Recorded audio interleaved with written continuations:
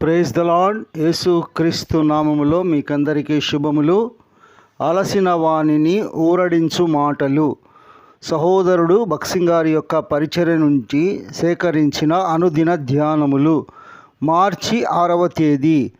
ఈ దిన అంశము, నశించిపోవు సువర్ణము అగ్ని పరీక్ష వలన శుద్ధపరచబడుచున్నది కదా, దానికంటే అమూల్యమైన మీ విశ్వాసము ఈ శోధనల చేత పరీక్షకు నిలిచినదై యేసు క్రీస్తు ప్రత్యక్షమైనప్పుడు మీకు మెప్పును మహిమయు ఘనతయు కలుగుటకు కారణమగును.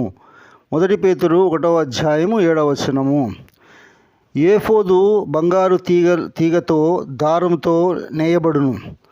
మొదటిగా బంగారము కరిగింపబడి 7 సార్లు శుద్ధి చేయు అగ్ని ద్వారా వెలవలేను. క్రిందనున్న అగ్ని బంగారమును కరిగించును. దానిపైని అగ్ని బంగారములోని కల్మషమును తొలగించును. అదే విధముగా శ్రమలు, హింసలు అను అగ్ని విశ్వాసి జీవితమును శుద్ధి చేసి దేవుని మహిమ కనబడినట్లుగా చేయును.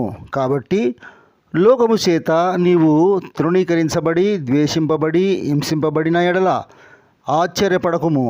నిన్ను స్వచ్ఛమైన బంగారముగా చేయగోరి దేవుడు నీ జీవితంలో అగ్ని వంటి అనుభవములను అనుమతించును. పోతపోయబడిన బంగారము సుత్తెతో కొట్టబడి బంగారపు పళ్ళెముగా చేయబడును. తరువాత అది సన్నని తునకలుగా చేయబడును. ప్రతి సన్నని తునక మొదట ఇనుప పళ్ళెములోని పెద్ద రంధ్రము ద్వారా దూర్చబడును. తరువాత దానికంటే చిన్నదైన రంధ్రము ద్వారా దూర్చబడును.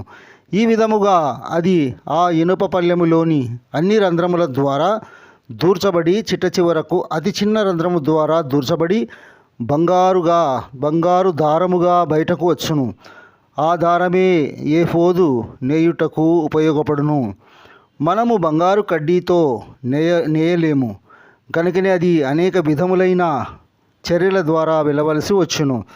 ఆ బంగారము అగ్నిలో కరిగింపబడవలేను, సుత్తెతో కొట్టబడవలేను, ముక్కలుగా కోయబడవలేను, అనేక రంధ్రముల ద్వారా దూర్చబడవలేను. ఆ తర్వాతనే చిట్ట చివరి వరకు అది సన్నని బంగారపు ద్వారముగా అగును.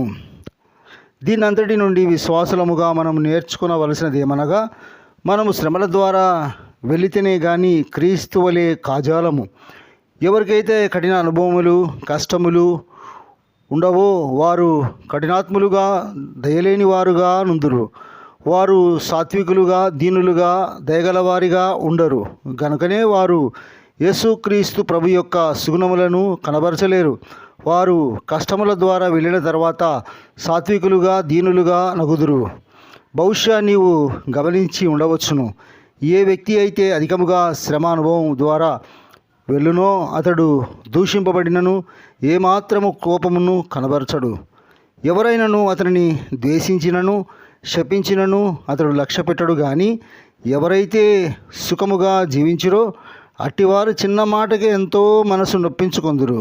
క్రీస్తు వలె మనము కూడా దయా, సాత్వికము, జాలి గలవారముగా అగుటకే దేవుడు మనలను కష్టములు, పరీక్షలు అను శుద్ధి చేయు అగ్ని ద్వారా తీసుకొని వెళ్ళును. దేవుడి లేఖన భాగాలను ఆశీర్వదించునుగాక. Praise the lord.